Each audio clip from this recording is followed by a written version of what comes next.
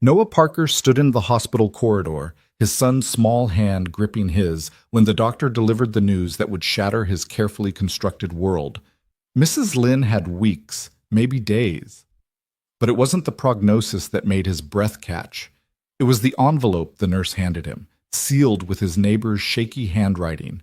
For Noah, open only after you meet her.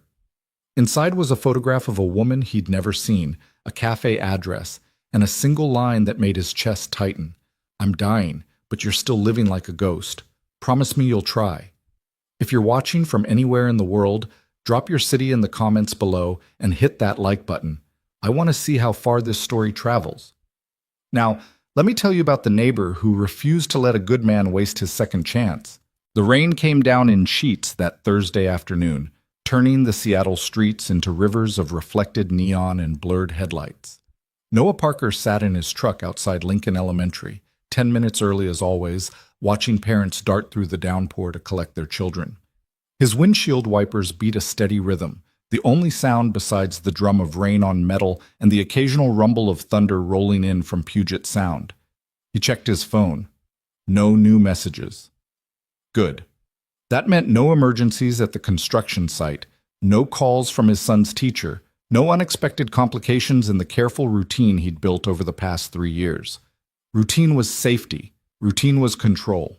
Routine meant he could manage the impossible task of being both mother and father to a 6-year-old boy who still sometimes cried for the parent who would never come home. The school bell rang, muffled by distance and weather, and children began streaming out under the covered walkway. Noah straightened in his seat, eyes scanning for the bright red backpack he'd bought at the start of the school year. There, Lucas emerged with 2 other boys, laughing at something, his jacket unzipped despite Noah's reminder that morning to keep it closed. The sight of that careless joy, that momentary forgetting, made something twist in Noah's chest. A good twist. The kind that reminded him why he kept going. Lucas spotted the truck and his face lit up. He said something to his friends, then sprinted through the rain, backpack bouncing, sneakers splashing through puddles with the kind of abandon that only children possessed. Noah leaned over and pushed open the passenger door. Dad! Lucas scrambled in, soaking wet and grinning. Tyler said his mom is taking them to the Science Museum this weekend, and they have a dinosaur exhibit with moving robots and everything, and he asked if I could come. Can I, please? Noah helped him with the seatbelt, noting the grass stains on his jeans and what looked like paint on his sleeve. We'll see. Did you have a good day? It was awesome. We did art and I painted a spaceship, and Mrs. Henderson said mine was very creative, and at recess we played astronauts, and Lucas paused, his enthusiasm dimming slightly. Oh, and Mrs. Henderson wants to talk to you. She said it's not bad just to check in about my reading. Noah pulled into traffic, mentally adding another item to tomorrow's list. Okay, buddy. I'll email her tonight. Are we going to Mrs. Lynn's after? Not today. I've got to finish some paperwork and you've got homework. Lucas slumped slightly but didn't argue. He'd learned too young that when Dad said no, there was usually a reason. They drove in comfortable silence for a while, the radio playing softly, Lucas humming along to a song he'd heard enough times to memorize.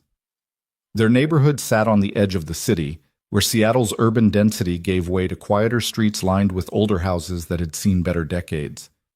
Noah pulled into the driveway of their small craftsman bungalow, the one he and Sarah had bought 5 years ago with dreams of renovations and family dinners and growing old together. He'd painted the shutters himself last summer, dark blue to match Lucas's favorite color. Small victories. Mrs. Lynn was on her porch next door, as she often was in the late afternoons, despite the rain. She sat in her wicker chair under the overhang, a blanket across her lap, watching their arrival with the kind of quiet attention she'd shown them since the funeral. She was 83, Chinese-American, widowed for a decade, and had appointed herself their unofficial guardian angel without ever asking permission.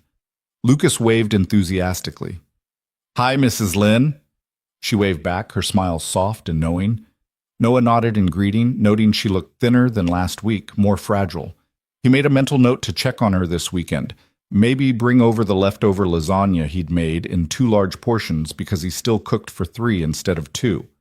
Inside, the house smelled faintly of the morning's coffee and the lavender air freshener he used because Sarah had loved lavender.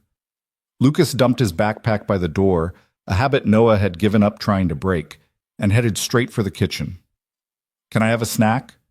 Apple or carrots? Can I have cookies? After dinner and after homework. Lucas grabbed an apple with theatrical reluctance, then settled at the kitchen table with his workbook while Noah started preparing dinner. Chicken stir-fry tonight, using the recipe Sarah's mother had taught him, one of the few dishes he'd mastered that Lucas would eat without complaint. He moved through the familiar motions, chopping vegetables, heating the wok, measuring soy sauce, while half listening to Lucas narrate his homework. Dad, how do you spell astronaut? Noah spelled it out, focusing on the sizzle of garlic and ginger hitting hot oil. Dad, why do we have homework? It's not fair. Because that's how you learn things. Keep working. Dad, after dinner, can we play that building game? We'll see how much time we have. This was their rhythm. Question, answer, the gentle deflection of a 6-year-old's endless negotiations. Noah had learned to find peace in it, this constant low-level conversation that kept loneliness at bay while never quite touching the deeper silences. Dinner was quiet by adult standards, chaotic by the standards of a household with a young child. Lucas talked about dinosaurs, about the spaceship he'd painted, about how Tyler's older brother had a tree fort and wasn't that the coolest thing ever. Noah listened, responded at appropriate intervals, reminded Lucas to eat his vegetables, and felt the familiar exhaustion that came with single parenthood settling into his bones. After dinner, after Lucas's bath, after the bedtime story and the negotiations about one more chapter and the final request for water, Noah finally closed his son's bedroom door and stood in the hallway, letting the silence wash over him. This was the hardest part of the day, the hours between Lucas's bedtime and his own, when the house felt too big and too quiet and too full of memories that ambushed him in familiar corners. He was heading downstairs when his phone buzzed, a text from an unknown number. Noah, this is Clara Evans. Mrs. Lynn gave me your number. She said you agreed to meet me at Morrison's Cafe tomorrow at 2 p.m. I hope this is okay. I know this is probably awkward. Noah stared at the message, his jaw tightening. He had absolutely not agreed to any such thing. He typed back quickly. I think there's been a misunderstanding. I didn't agree to meet anyone. The response came within seconds. Oh no, I'm so sorry. Mrs. Lynn told me I should have confirmed with you first. Please forget I said anything. I'm really embarrassed. Noah rubbed his face, already knowing where this was going. He walked to his front door, grabbing a jacket, and crossed the wet lawn to Mrs. Lynn's porch. The lights were still on. She answered on the second knock, her face carefully innocent. Noah, what a nice surprise. Mrs. Lynn. He kept his voice gentle but firm. Did you give my number to someone named Clara Evans? Her expression didn't change, but something flickered in her eyes. Calculation, determination, and something that looked almost like urgency. Come in, please. It's cold. I'm fine out here. What's this about a meeting tomorrow? She sighed, pulling her cardigan tighter. You're going to be angry. I'm not angry. I'm confused. Then come inside and I'll explain. 5 minutes. Against his better judgment, Noah followed her into the living room that smelled of jasmine tea and old books. The space was immaculately kept, every surface dusted, family photographs arranged with careful precision. He'd been here dozens of times over the past 3 years, for dinners she'd insisted he and Lucas needed, for holiday cookies, for the kind of casual, neighborly help that had quietly become essential to his survival as a single parent. Mrs. Lynn gestured to the sofa and settled into her armchair with a slowness that betrayed her age. I'm dying, Noah. The words hit him like cold water. What? Pancreatic cancer. Stage 4. They gave me 3 months, maybe 4. That was 6 weeks ago. She said it matter-of-factly, as if discussing the weather, but her hands trembled slightly as she folded them in her lap. Please don't look at me like that. I've made my peace. Noah sat down heavily, his mind racing. Mrs. Lynn, Does anyone know? What can I do? Do you need... She held up one hand, stopping him. I have a caregiver, Clara. She comes 3 times a week, helps with the things I can't do anymore. She's wonderful, patient, kind, and very alone, like you. Mrs. Lynn, let me finish. I've watched you for 3 years, Noah. You're a good father, a good man, but you're living like someone serving a sentence, counting down days instead of building a life. Lucas needs a mother, you need a partner, and Clara needs... She paused, searching for words. She needs someone who sees her. Noah felt heat rising in his face, equal parts frustration and something uncomfortably close to shame. You can't just arrange people's lives like this. I don't even know this woman. Exactly. That's why you should meet her. 2 o'clock tomorrow, Morrison's Cafe. Just coffee, just conversation. If there's nothing there, you walk away and I promise never to meddle again. And if I don't go? Mrs. Lynn met his eyes with a steadiness that made him look away first. Then I'll die knowing I let you waste the second chance my own husband never got. When Mr. Lynn died, I had 40 good years behind me. You had 7 with Sarah. 7, Noah. You're 32 years old. You have decades ahead of you. Don't spend them hiding. The silence stretched between them, heavy with unspoken arguments Noah didn't have the energy to voice. Finally, he stood. I need to think about this. That's all I ask. Think about it. And Noah? She waited until he turned back. Clara doesn't know I'm sick. I haven't told her. She thinks I'm just fragile. I'd like to keep it that way for now. Noah nodded slowly, his throat tight. I'll check on you this weekend. I know you will. You always do. He walked home through the drizzle, his mind churning. Inside, he poured himself a whiskey he didn't really want and sat in the dark living room, Sarah's photograph on the mantel barely visible in the shadows. He'd stopped talking to her picture after the first year, when he'd realized it was making things harder instead of easier. But tonight, old habits pulled at him. What am I supposed to do? He whispered to the darkness. She's dying, and she's trying to set me up like it's some kind of last wish. How am I supposed to say no to that? The house offered no answers, just the familiar creaks of settling wood and the distant hum of the refrigerator. Noah finished the whiskey, checked the locks, and climbed the stairs to bed, knowing sleep would be slow to come. The next morning arrived with weak sunlight and Lucas's usual boundless energy. Noah moved through the routine, breakfast, backpack check, the drive to school, on autopilot, his mind elsewhere. He dropped Lucas off, headed to the construction site he was managing, and spent the morning reviewing plans and fielding questions from his crew, all while the clock ticked toward 2 o'clock. At 1:30, he made a decision. He would go. Not because he wanted to, not because he believed anything would come of it, but because Mrs. Lynn was dying and this small thing, this uncomfortable, awkward meeting, was apparently important to her. He owed her that much. Morrison's Cafe sat in a quiet neighborhood near Green Lake, the kind of place with mismatched furniture, local art on the walls, and a menu that featured more tea varieties than coffee. Noah arrived 5 minutes late, deliberate in his timing, and spotted her immediately.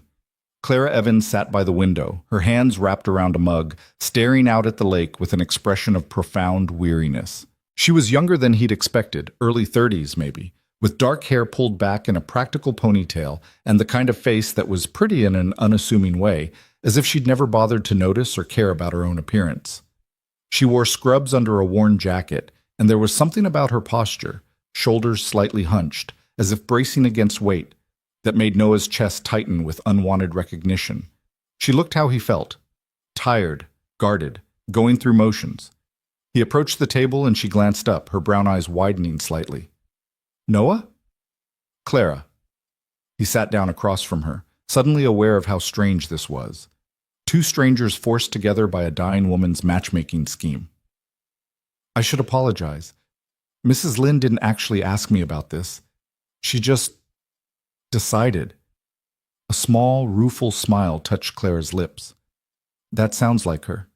She's been trying to get me to meet nice people for months now. I thought she meant other caregivers, not, she gestured vaguely between them. This. A waitress appeared and Noah ordered coffee he didn't want just to have something to do with his hands. When they were alone again, an awkward silence settled over the table. Clara broke it first. We don't have to do this. I mean, I know this is weird and forced, and I'm sure you have better things to do on a Friday afternoon. I do, actually, but she's dying, so here I am. Claire's face went pale. What? Noah froze, realizing his mistake. You didn't know. No, She said she was fine, just needed help with daily things because of arthritis, and Clara's voice cracked slightly. When did she tell you? Last night, pancreatic cancer. She said she has a few months. Noah watched Clara process this, saw the professional mask slip into place over personal grief, a transformation he recognized from his own life. I'm sorry. I thought you knew. No. Clara swallowed hard, her hands tightening around her mug. No, she didn't tell me. Jesus, that explains so much. The waitress returned with Noah's coffee, oblivious to the tension. Noah waited until she left, then said quietly, She asked me not to tell you. I screwed up. Clara shook her head. Don't. I'm glad you did. I can't believe she stopped, seemed to gather herself. We should probably talk about why she set this up instead of the fact that she's dying, because if I think too hard about that right now, I'm going to lose it. Noah appreciated the honesty. Fair enough, though I'm not sure what we're supposed to talk about. I assume she told you I'm a widower with a kid? She mentioned you had a son. She didn't mention... I'm sorry, that must be incredibly hard. 3 years ago, car accident. The words came out flat, automatic from repetition. What about you? She said you were alone, which I realize is maybe the worst way to describe someone. Clara laughed, a short, bitter sound. No, that's accurate. Divorced 2 years ago. No kids. I work as a hospice nurse and a private caregiver. Mrs. Lynn is one of my clients, though honestly, she's become more like... She stopped, her expression shifting. She's special to me, and apparently very determined to fix what she sees as broken in my life. Same. She's been feeding me and Lucas since the funeral. I think she's decided we need saving. Do you think we do? The question caught Noah off guard. He studied Clara more carefully, the exhaustion in her eyes, the defensive set of her shoulders, the way she held herself like someone expecting disappointment. I think we're managing. Whether that's the same as being okay is a different question. Clara nodded slowly. That's probably the most honest answer I've heard in a long time. They fell quiet again, but it felt less awkward now, more like two people caught in the same strange situation trying to make sense of it. Noah sipped his coffee, which was better than he'd expected, and watched the lake through the window. A group of teenagers were attempting to paddleboard despite the cool weather, wobbling and laughing, falling into the water with the kind of fearlessness that comes before life teaches you to be careful. Can I ask you something? Clara's voice pulled him back. And you can absolutely tell me it's none of my business. Go ahead. Do you date? Since your wife died, I mean. Noah set down his cup. No, I tried once, about a year ago. A woman from the construction company set me up with her sister. It lasted one dinner. I couldn't... He searched for words. I couldn't be present. I was just going through motions, and she could tell. It felt dishonest. So I stopped trying. Clara was quiet for a moment. My ex-husband cheated on me with someone from his office. When I found out, you know what the worst part was? It wasn't the betrayal. It was realizing I didn't even care that much. We'd already been going through motions for so long that the affair was almost a relief, like permission to admit what we both knew wasn't working. That sounds lonely. It was, still is. She met his eyes directly. I work with dying people every day. I help families through the worst moments of their lives. And then I go home to an empty apartment and eat dinner in front of Netflix and tell myself I'm fine, that I'm dedicated to my work, that I don't have time for relationships, that I'm just taking care of myself. But the truth is, I'm scared. Scared of trying again and failing again. Scared of letting someone in and having them see how much work I still am. Noah felt something shift in his chest, a recognition so deep it was almost painful. I'm scared Lucas will get attached to someone and then lose them, that I'll open up space in our life for another person and it'll fall apart and he'll be the one who pays the price. He's already lost his mother. How do I risk putting him through that again? So we're both hiding, just in different ways. Yeah. Noah smiled, a sad, tired expression. Mrs. Lynn was right. We are alone. Clara laughed again, more genuine this time. She's too smart for her own good, and apparently very committed to meddling. They talked for another hour, the conversation flowing more easily than Noah had expected. Clara told him about her work, about the privilege and heartbreak of hospice care, about the families who let her in and the ones who kept her at arm's length. Noah told her about Lucas, about the strange experience of learning to be a mother and father simultaneously, about the small victories of packed lunches and completed homework and bedtimes that didn't end in tears. They discovered small connections. Both loved hiking but hadn't been in years. Both missed cooking for other people.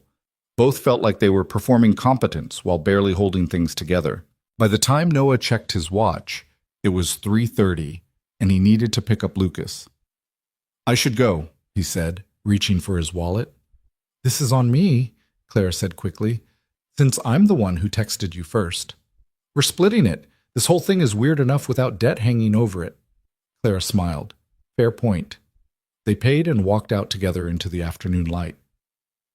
Noah turned toward the parking lot, then hesitated. "I don't know what Mrs. Lynn expected to happen here, but this was not terrible." "High praise," Clara said dryly. "Can I be honest? Please. I don't think I'm ready for this. Whatever this is, I like you. You seem like a genuinely good person, which is rare. But I'm not in a place where I can handle something complicated, and a widower with a young son is about as complicated as it gets." Noah felt relief and disappointment in equal measure. "I get it. I'm not ready either. Lucas has to come first." "So we're in agreement. This was a one-time thing. We satisfied Mrs. Lynn's meddling, and we can both go back to our separate, manageable lives." Exactly. They stood there for a moment, and Noah had the strangest sense of saying goodbye to something that never started, a possibility folding back into nothing before it could fully form. "Take care of yourself, Noah." "You too, Clara." He drove to Lucas's school, parked in the pickup line, and waited with all the other parents for the bell to ring. His phone buzzed, a text from Clara. "For what it's worth, I think Sarah would be proud of the father you are." Noah stared at the message, his throat tight. He started to type a response, deleted it, started again. Finally settled on, "Thank you. That means more than you know." Lucas appeared at the door, searching for the truck, his face lighting up when he spotted it. Noah watched his son run toward him through the afternoon crowd, backpack bouncing, shoelaces untied, completely unaware that his father had just spent 2 hours with a stranger his dying neighbor thought might fix what was broken in their lives. The weekend passed in familiar routines: grocery shopping, laundry, a trip to the park where Lucas made friends with other kids in that easy way children had. Sunday evening, Noah took lasagna next door and found Mrs. Lynn on her porch, wrapped in blankets despite the mild weather. "You look tired," she said when he sat down. "I'm always tired. How are you feeling?" "Like I'm dying." She said it lightly, but Noah saw the truth in the lines around her eyes. "Did you meet her?" "I did." "And?" "And nothing. We had coffee, we talked. We agreed we're not interested in anything complicated." Mrs. Lynn nodded slowly. "I see. You're disappointed." "No, I'm hopeful." "We're not going to see each other again." "Maybe not. But you talked. You were honest with each other. That's more than you've done with anyone else in 3 years." She reached over and patted his hand with surprising strength. "I'm not trying to fix you, Noah. Neither of you is broken. But you're both so busy protecting yourselves that you've forgotten how to live. Sometimes the bravest thing we can do is let someone see us as we really are." Noah wanted to argue, but exhaustion won out. "I need to get Lucas to bed." "Of course. Thank you for the lasagna. And Noah?" She waited until he turned back. "Thank you for going. I know it was hard." "She knows you're sick. I accidentally told her."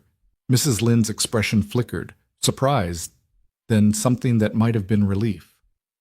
"Good. She shouldn't have to grieve alone when the time comes." Noah went home, his mind churning with thoughts he didn't want to examine too closely. That night, after Lucas was asleep, he found himself searching through old photo albums, looking at pictures of Sarah, of their life together, of the person he'd been before grief had reshaped him into someone harder and more afraid. His phone buzzed. "Clara, I know we said one time, but Mrs. Lynn asked if I could help her with something next Saturday and mentioned you might be around. No pressure, but if you're there, maybe we could talk again. Just as friends. I think we could both use one of those." Noah stared at the message for a long time. Everything in him wanted to say no, to keep the boundaries firm, to protect the small, safe world he'd built. But Mrs. Lynn's words echoed in his mind. Sometimes the bravest thing we can do is let someone see us as we really are. He typed back, "Okay, just as friends." Outside, rain started to fall again, soft and steady against the windows. Noah sat in the dark living room, listening to the rhythm of water and the quiet breathing of his sleeping child upstairs, and wondered if maybe, just maybe, he was ready to stop hiding after all. Saturday morning arrived with unexpected sunshine, the kind that made Seattle residents abandon their plans to rush outside before the weather changed its mind. Noah woke to Lucas bouncing on his bed, already dressed in mismatched clothes he'd clearly chosen himself. "Dad, Dad, Dad, can we go to the park? Please?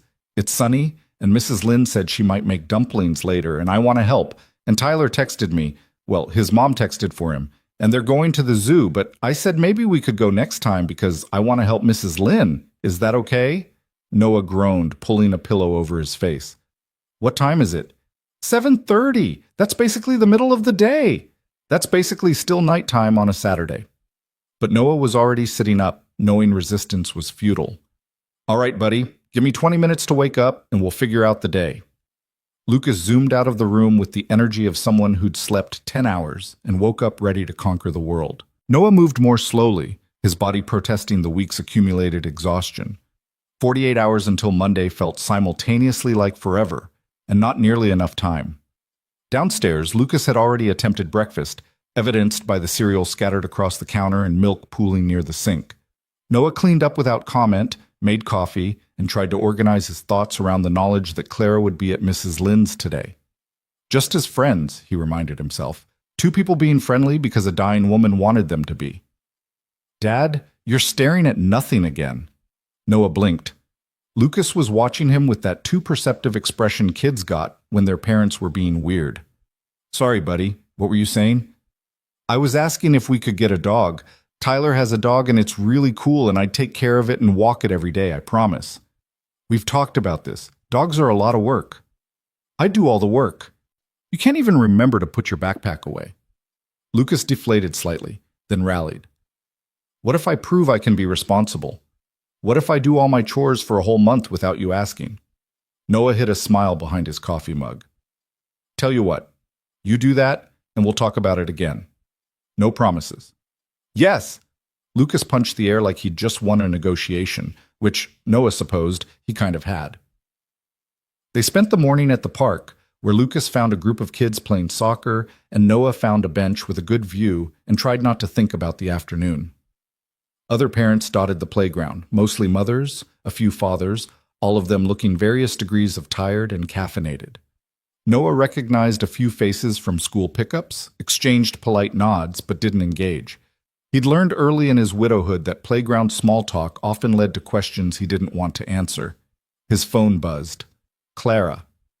I'm heading to Mrs. Lynn's around 2. She wants help organizing her photos, which I suspect is code for something else entirely. Fair warning. I think she's plotting." Noah typed back. "She's always plotting. I'll be there around 2:30 with Lucas. He loves helping her cook. See you then. And Noah, thanks for giving this another chance. Even if it's just friendship." He pocketed the phone, watching Lucas sprint across the field, his joy so pure and uncomplicated it made Noah's chest ache. This was why he'd stayed closed off, why he'd built walls around their small life. Lucas deserves stability, consistency, a father who didn't introduce chaos or uncertainty or the possibility of more loss. "But he also deserves to see you happy," a voice whispered in the back of Noah's mind, sounding suspiciously like Sarah. He pushed the thought away. By 2:30, they were walking up Mrs. Lynn's porch steps, Lucas carrying the container of cookies they'd stopped to buy because showing up empty-handed felt wrong. Noah knocked, and Clara answered, wearing jeans and an oversized sweater, her hair down for the first time since he'd met her. She looked younger, softer, and something in Noah's chest did a small, unexpected flip.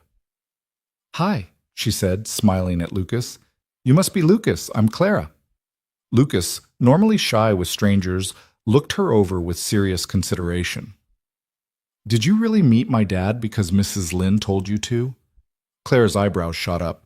Lucas! Noah felt heat creep up his neck. That's not... We don't... But Clara was laughing. Yes, I did. Your neighbor's very determined. Lucas nodded gravely. She's like that. Once she wanted me to eat bok choy, and I said no, and she made it 5 different ways until I liked one. That sounds exactly like her. Come in. She's in the kitchen pretending she doesn't need help. The house smelled like ginger and garlic, and they found Mrs. Lynn at the table surrounded by old photo albums, a shoebox of loose pictures, and what looked like several decades' worth of memories spread across every surface. She looked up as they entered, her face carefully innocent. Oh, Noah, Clara, what a surprise! And Lucas, perfect timing. I need someone with young eyes to help me sort these. Mrs. Lynn, Noah said dryly, you texted us both to come at the same time. Did I? How forgetful of me. She gestured to the chairs. Sit, sit. Lucas, there are dumplings warming in the oven. Help yourself. Lucas needed no further encouragement. He grabbed a plate and settled in with the dedication of someone approaching a serious mission. Clara sat across from Mrs. Lynn, picking up a faded photograph of a young couple on a beach. Is this you and Mr. Lynn? 1968, our honeymoon in California. Mrs. Lynn's voice softened. I was 23 and thought I knew everything. He was 25 and kind enough to let me think so. Noah remained standing, feeling like an intruder in this moment of shared intimacy. But Mrs. Lynn caught his eye and patted the seat beside her. Don't lurk, Noah. You're making me nervous. He sat, and for the next hour they sorted through decades of memories while Lucas provided running commentary between dumplings. Mrs. Lynn narrated her life in photographs, her wedding, early years in Seattle, the children she and her husband had raised who now lived scattered across the country. Clara asked gentle questions, the kind born from professional experience with end-of-life reminiscence, but her interest was clearly genuine. This one, Mrs. Lynn held up a photo of herself as a young mother, holding a toddler. This is my daughter, Michelle. She wants to fly out when, at the end. I told her not yet. I'm not ready for goodbyes. The room went quiet. Lucas, sensing the shift in mood, looked between the adults with concern. Clara reached across the table and squeezed Mrs. Lynn's hand. You tell her when you're ready. No one else gets to decide that. You're a good girl. Too good, maybe. You spend all your time taking care of other people. Who takes care of you? Clara's smile was tight. I'm fine. That's what everyone says who isn't fine. Mrs. Lynn turned to Noah. And you. Always carrying everything alone. Sarah wouldn't want that. Noah stiffened. Mrs. Lynn, Dad talks to Mom's picture sometimes, Lucas announced, completely unaware of the grenade he'd just lobbed into the conversation. Late at night when he thinks I'm sleeping, he tells her about his day. The silence was excruciating. Noah wanted to disappear, to explain, to tell Lucas not to share things like that, but Clara was looking at him with such naked understanding that words failed. My ex-husband took everything in the divorce, she said quietly. The house, most of our friends, even the dog. But you know what I kept? The coffee mug he bought me on our first anniversary. I use it every morning, and I don't know if that's moving on or holding on, but I can't seem to stop. Mrs. Lynn nodded. Grief is strange. It makes us do things that don't make sense to anyone else. But here's what I've learned. It doesn't get smaller. We just get bigger around it. We make room for new things without discarding the old. Lucas, bored with adult conversation, had moved to the window where Mrs. Lynn's cat was sunbathing. Noah watched his son pet the old tabby with careful gentleness, completely at ease in this house that had become a second home. He's comfortable here, Claire observed. That's rare for kids his age. Mrs. Lynn has been our safety net since Sarah died. She never pushed, never demanded anything, just showed up with food and patience and time. Noah's voice was rough. I don't know what we would have done without her. You would have survived, Mrs. Lynn said firmly.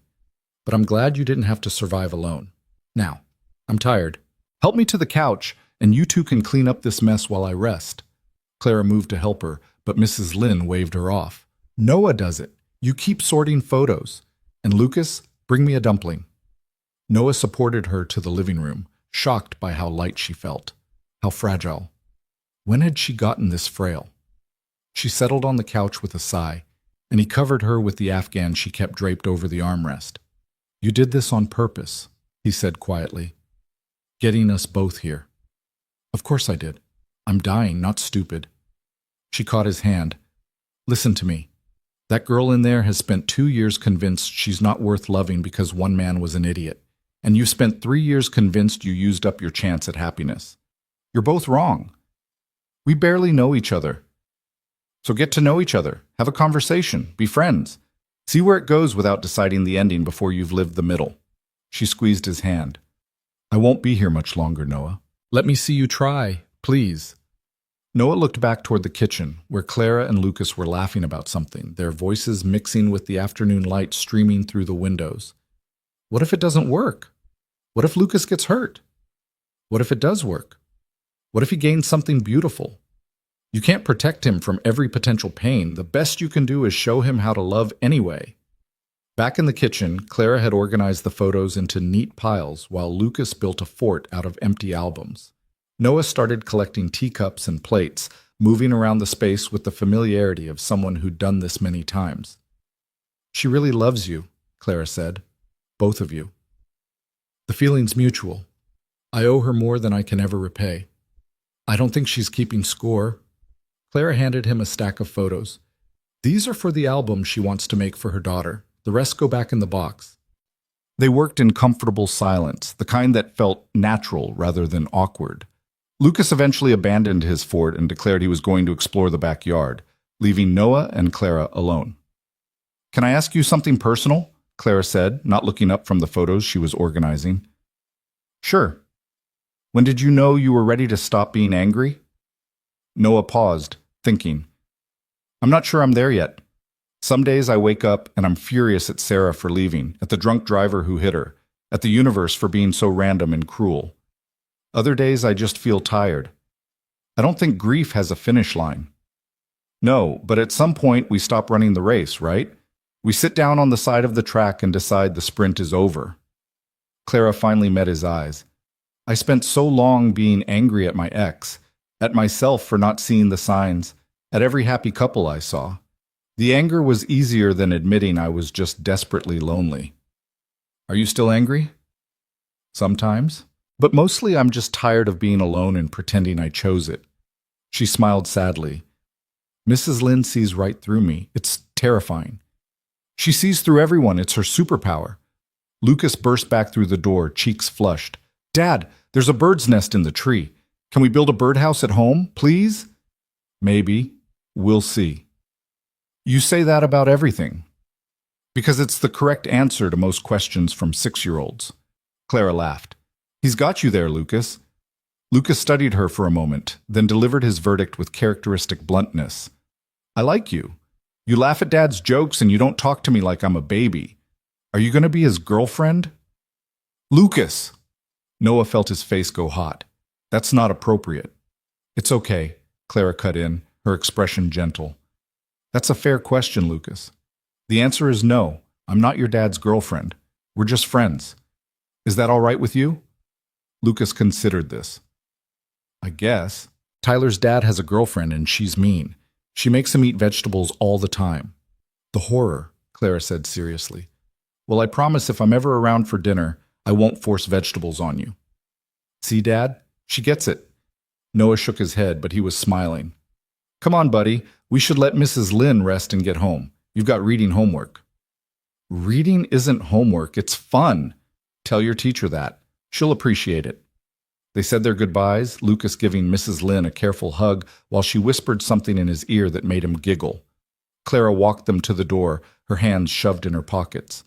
"This was nice," she said. "Weird, but nice. Welcome to my life. Weird and nice in equal measure." Noah hesitated. "Would you want to do something next week? With Lucas, I mean? Maybe get lunch or go to the museum? As friends?" he added quickly. Clara's smile was slow and genuine. "I'd like that. Fair warning, though, I don't know anything about kids." "Neither did I 3 years ago. You'll figure it out." "That's encouraging." "Dad, come on. You said we had to go." Lucas was already halfway to the truck. "See you next week," Noah said, and Clara nodded, watching them leave with an expression he couldn't quite read. In the truck, Lucas was unusually quiet for the first few blocks. Then, "Dad, is Mrs. Lynn going to die soon?" Noah's hands tightened on the steering wheel. "Yeah, buddy, probably. That's sad." "It is." "Will we still visit her, even when she's more sick?" "Of course. We'll visit as much as she wants us to." Lucas nodded, processing. "I think Clara is nice. She didn't lie to me about being your girlfriend. Tyler's dad's girlfriend always lies and says stuff like, 'We'll see,' when she means no. 'We'll see' doesn't always mean no. Dad, come on." "Yes, it does." Noah couldn't help laughing. "All right, you got me. Sometimes it does." "So, are you going to date Clara?" "I don't know, Lucas. It's complicated." "Why?" "How to explain adult fears to a 6-year-old? Because I'm scared. When Mom died, it hurt so much. I don't want either of us to hurt like that again." Lucas was quiet for a long moment. "But Mom wouldn't want us to be sad forever, right?" Noah's throat tightened. "No, she wouldn't." "Then maybe being scared is okay, but we should try anyway. That's what you tell me about school stuff." Out of the mouths of babes, Noah reached over and ruffled his son's hair. "When did you get so smart?" "I was always smart. You just don't always listen." That evening, after Lucas was in bed, Noah's phone buzzed. "Clara, your son is wise beyond his years and terrifying. How does he already understand emotional honesty better than most adults?" Noah smiled, typing back. "Single dad survival skill. I can't lie to him. He sees through everything." "That must be exhausting." "You have no idea, but it keeps me honest." A pause, then, "Can I be honest with you about something?" "Please." "I'm scared too. I told myself I was done with relationships, that I was better off alone. But spending time with you and Lucas today, I realized I've been lying to myself.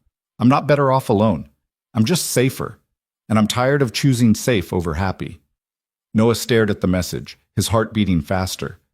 He thought about Mrs. Lynn's words, about Lucas's simple wisdom, about the way Clara had looked at him today, like he was someone worth knowing. "So what do we do?" he typed. "I have no idea, but maybe we figure it out together? Slowly, no expectations, just seeing what happens." "I can do slow." "Good, because I'm terrified of fast." "Same here." Another pause. "Noah? Thank you for today, for letting me be part of it. Thank you for showing up. I know this is weird. The best things usually are." Noah set down his phone and walked to the window, looking across at Mrs. Lynn's house. Her bedroom light was on, a small square of warmth in the darkness. He wondered if she was watching, if she knew she'd managed to push two stubborn, scared people towards something that might become real. The next week fell into a new rhythm. Clara stopped by Tuesday evening with books she thought Lucas might like, stayed for dinner that turned into 3 hours of conversation while Lucas showed her his entire collection of space facts. Thursday, she texted asking for advice about a bird feeder, which turned into a phone call that lasted until midnight, ranging from wildlife to childhood memories to the strange experience of rebuilding a life after loss. Saturday, they met at the Science Museum as planned. Lucas was initially shy, but Clara's genuine interest in his dinosaur knowledge won him over within the first exhibit. Noah watched them examine a Triceratops skeleton, Clara asking questions, and Lucas explaining with the authority of a 6-year-old who'd memorized every dinosaur fact in existence and felt something shift in his chest. Not quite hope, but maybe the possibility of it. They got lunch in the museum cafe, Lucas sitting between them and providing nonstop commentary on everything from the food quality to the architecture to why velociraptors were actually much smaller than movies showed them.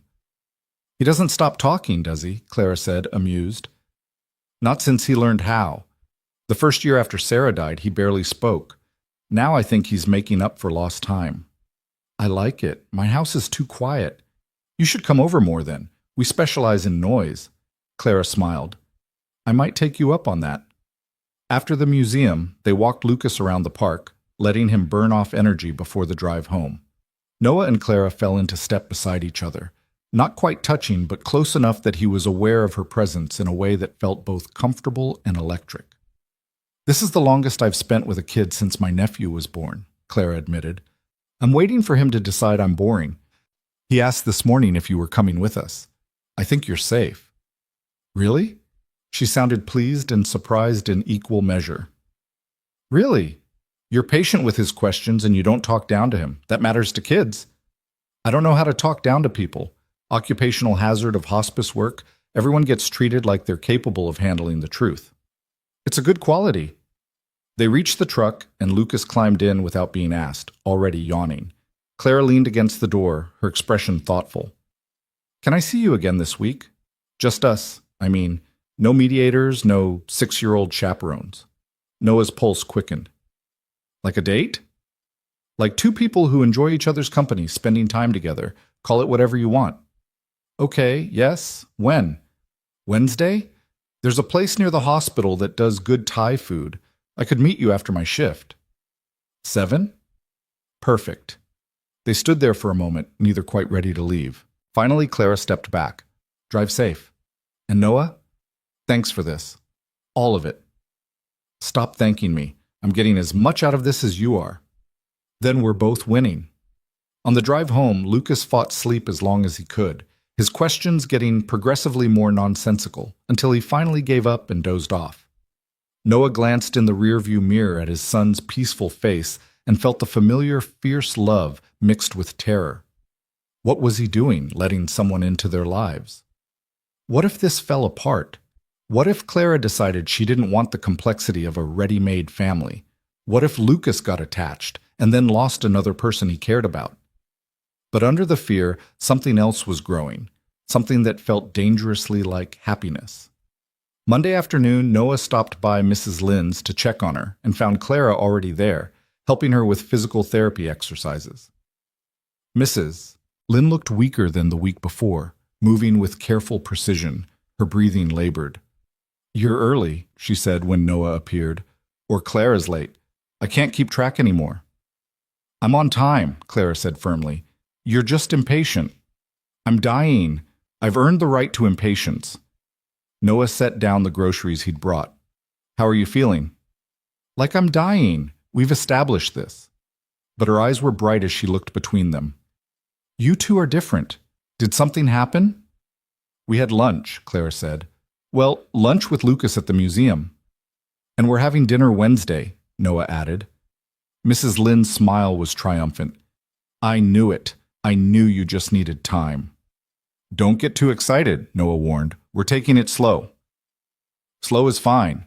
Stopped is not. She settled back against the couch, exhausted from even minimal movement. I'm glad. You both deserve this. Clara helped her to bed for a nap, and when she returned to the kitchen, Noah was putting away groceries. They moved around each other easily, the space feeling less awkward than it had weeks ago. She's getting worse, Clara said quietly. The doctors are saying weeks now, maybe less. Does she know? She knows. She's ready, I think. As ready as anyone can be. Clara leaned against the counter. I've done this job for 5 years. I've held hands through hundreds of deaths, but this one's different. She matters to me. She matters to me too. I know. That's why I'm glad we found each other. When it happens, we'll both need someone who understands. Noah crossed to her, acting on instinct rather than thought, and pulled her into a hug. She stiffened for half a second, then melted against him, her arms coming around his waist. They stood like that for a long moment, two people holding each other up against the weight of anticipated loss. I'm scared, Clara whispered against his shoulder. Me too. But maybe scared together is better than scared alone. She pulled back enough to look at him, her eyes bright with unshed tears. This crazy? This whole thing? Probably. But I'm done with safe and lonely. Let's try crazy and together. Clara laughed, watery but genuine. Okay. Crazy and together it is. Wednesday arrived with rain that seemed determined to drown the city, the kind of relentless downpour that made Noah question why anyone chose to live in Seattle. He dropped Lucas at his friend Tyler's house for a sleepover, endured the knowing look from Tyler's mother when he mentioned he had dinner plans, and arrived at the Thai restaurant 15 minutes early, soaked despite his umbrella. Clara was already there, sitting at a corner table with 2 cups of tea, her hair damp and curling at the ends. She looked up when he entered, and her smile did something dangerous to his equilibrium. "You're early," she said as he slid into the seat across from her. "So are you." I was nervous. Early seemed better than pacing my apartment. Noah appreciated the honesty. "I almost canceled 3 times. What stopped you?" "Lucas. He asked this morning if I was seeing Clara today, and when I said yes, he told me I should bring you flowers, because that's what people do on dates. Then he drew you a picture of a dinosaur in case I forgot the flowers." Clara's expression softened. "Did you forget the flowers?" "They're in the truck. I chickened out bringing them in." "Go get them." "What?" "Go get them. I want to see what a 6-year-old thinks constitutes appropriate date flowers." Noah went back out into the rain, retrieved the slightly wilted grocery store bouquet and Lucas's carefully folded drawing, and returned to find Clara watching him with amusement dancing in her eyes.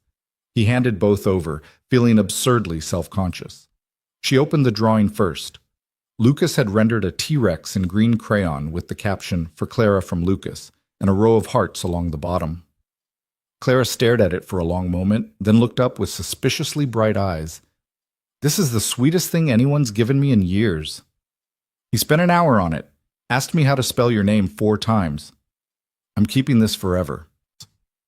She set it carefully aside, then examined the flowers with theatrical seriousness. "Daisies. Classic choice. I approve." "The gas station was out of roses." "Daisies are better. Roses are trying too hard." She arranged them in the water glass, completely unbothered by the informality. "There. Now this feels official." They ordered food neither of them would remember later, too focused on conversation that ranged from Lucas's latest school project to Clara's most difficult hospice cases to the strange experience of trying to date as adults carrying considerable baggage. The restaurant filled and emptied around them, rain drumming against the windows, and Noah realized with some surprise that hours had passed without the usual weight of grief pressing on his chest. "Can I ask you something that might be too personal for a first date?" Clara said, halfway through pad thai she'd barely touched. "We're way past normal first date territory at this point." "Fair. Okay, here goes. Do you still love her? Sarah, I mean, because I need to know if I'm competing with a ghost." The question landed like a stone in still water, sending ripples through everything Noah had been carefully not examining. He set down his fork, considering his answer with the honesty Clara deserved. "Yes, I still love her, but it's different now.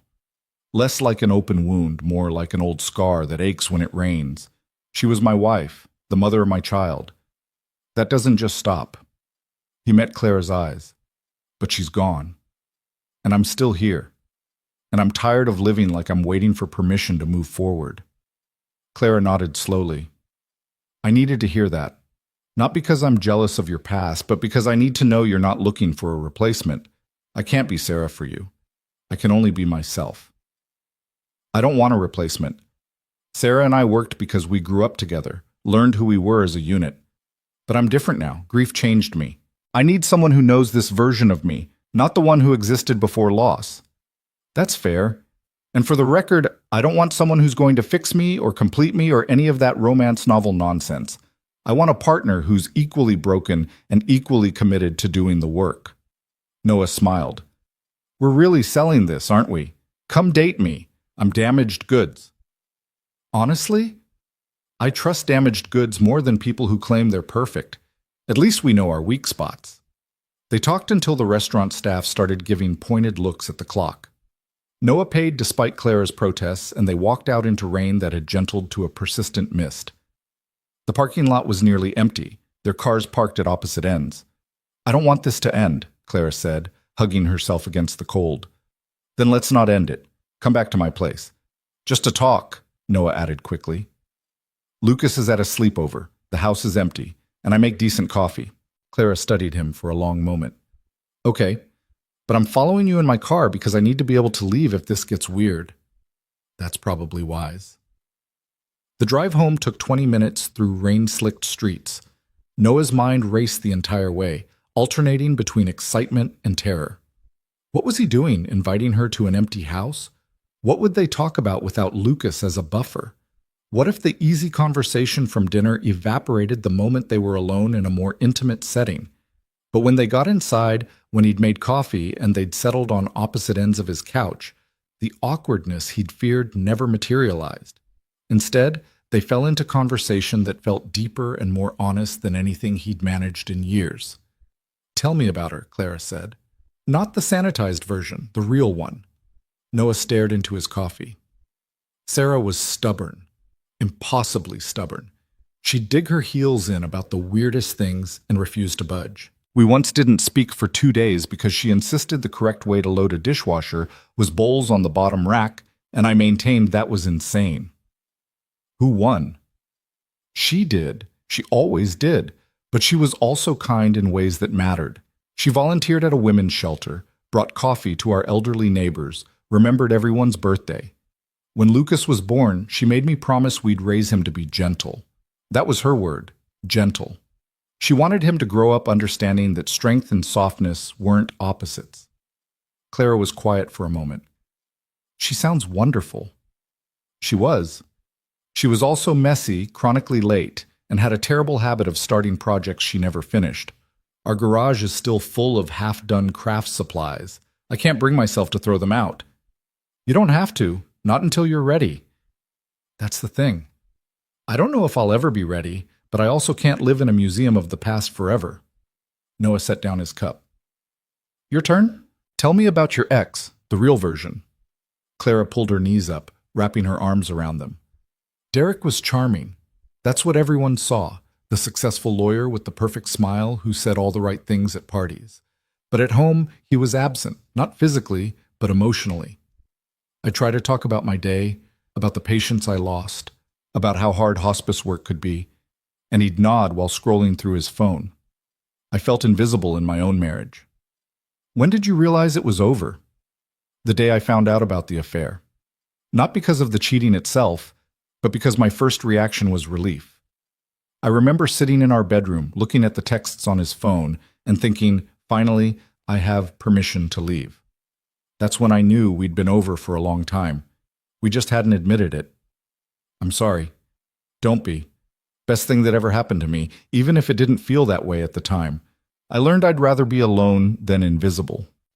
She looked at him directly. "That's why this scares me, Noah. You see me. You ask questions and actually listen to the answers. I'm not used to that. Then we're both out of our depth, because I'm not used to someone who doesn't need me to be okay all the time. You let me be sad or scared or confused without trying to fix it." They sat in silence for a while, the kind that felt comfortable rather than awkward. Outside, the rain had stopped, leaving the city washed clean and quiet. Noah glanced at the clock and was startled to see it was past midnight. "I should go," Clara said, but she didn't move. "You should, but I don't want you to."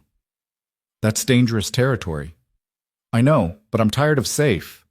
Clara stood, and for a moment Noah thought she was leaving. Instead, she crossed to where he sat and held out her hand. He took it, let her pull him to his feet, and suddenly they were standing close enough that he could see the flecks of gold in her brown eyes. "I'm going to kiss you now," she said. "If that's okay." Noah's heart was pounding so hard he was certain she could hear it. "That's okay?" The kiss was gentle, tentative, a question rather than a statement. Clara's hand came up to cup his face, and Noah pulled her closer. 3 years of loneliness and fear and carefully controlled emotions suddenly overwhelming his restraint. The kiss deepened, became something urgent and necessary, and when they finally broke apart, they were both breathing hard.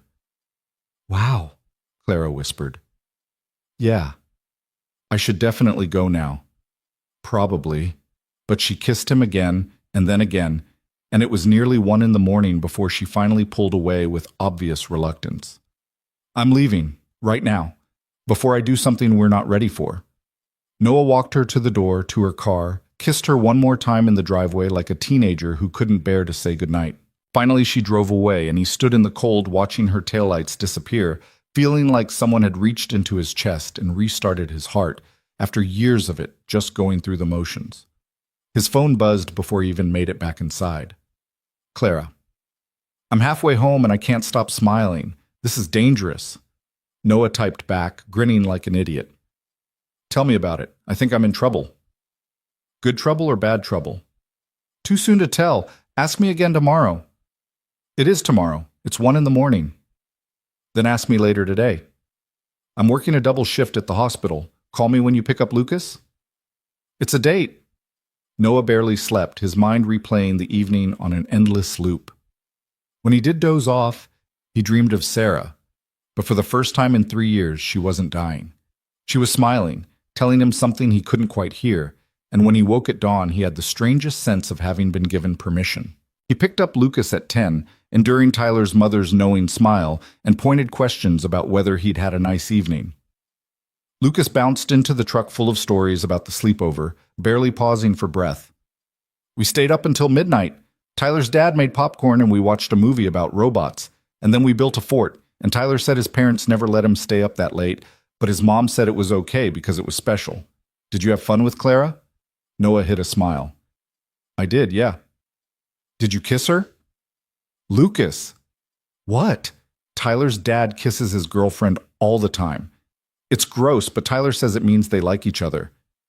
That's complicated. That's adult for yes. Lucas looked enormously pleased with himself. I knew you liked her. Are you going to marry her? Buddy, we just started dating. Marriage is way down the road if it happens at all. But you want it to happen? Noah considered the question seriously. I don't know yet. I like her a lot. But these things take time. Okay. But just so you know, I like her too. She's nice and she doesn't pretend to know about dinosaurs when she doesn't. Tyler's dad's girlfriend does that, and it's annoying.